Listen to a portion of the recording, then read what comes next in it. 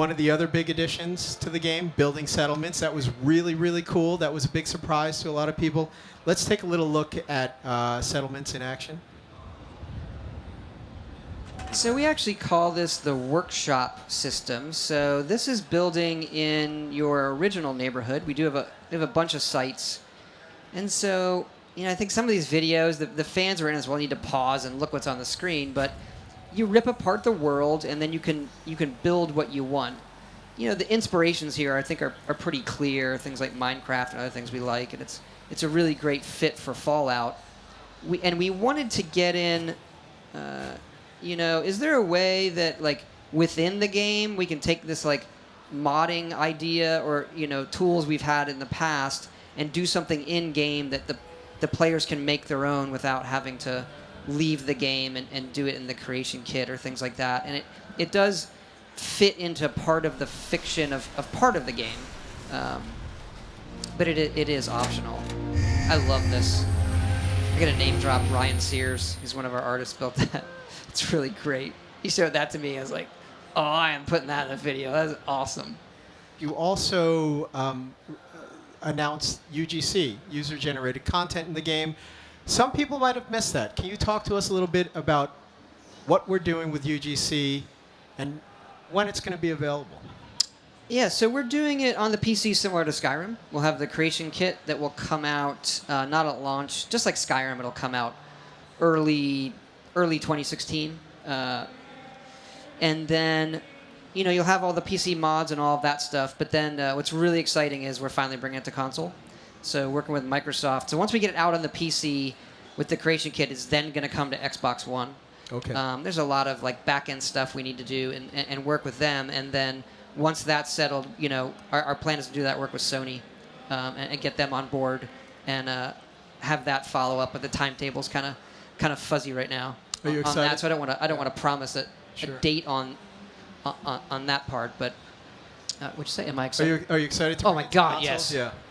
Look, I think the modding part of our games is just, it goes back to, like, making your own adventures with D&D and those kind of things. Sure. And we've always pushed on it really hard. But if at the end of the day, the audience that can do that stuff or is even doing it is not as big as people think, percentage-wise, and it's just been on PC. So the first way to make that, a much larger percentage of the audience is to bring it to console, where a lot of our players are. Another thing you're doing that offers, again, this great player freedom that you guys really love at Bethesda Game Studios, the advanced crafting, or the crafting system, which might be, as you said, the most advanced crafting system yet for a Fallout game, for a Bethesda Easily. game. Oh, yeah. Let's take a look at the crafting system in action.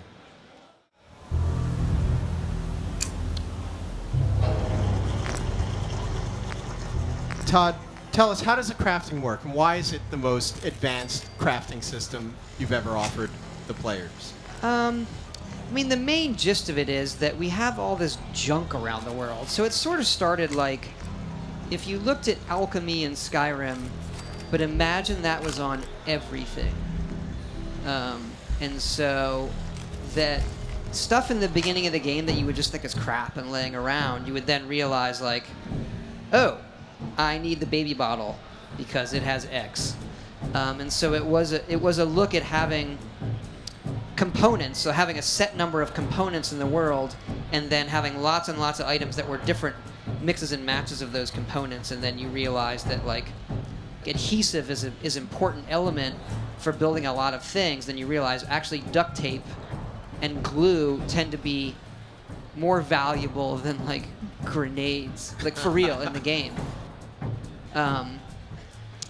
And so just by system, we tend to work and want to systemize things for a big world. Right. And the fact that the stuff breaks down to components, we then have the ability to add, if we're building this, like a water bottle and the chairs and this and a television, and then we figure out what components it would have, and we're able to balance that on a massive scale instead of if the crafting system required specific items to craft, if that makes sense. So it does, and in essence, what you've done is ensure that almost every, or at least what I think, ensure that almost everything has a purpose in the game. Yeah, absolutely. Is that correct? Yes, and not everything has components. That's the better way of saying it. Okay. Yeah.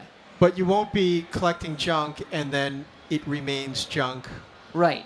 You don't There have will always anything be that some just sort of has like value. my only existence is I am worth 2 caps. Right. We have nothing like that.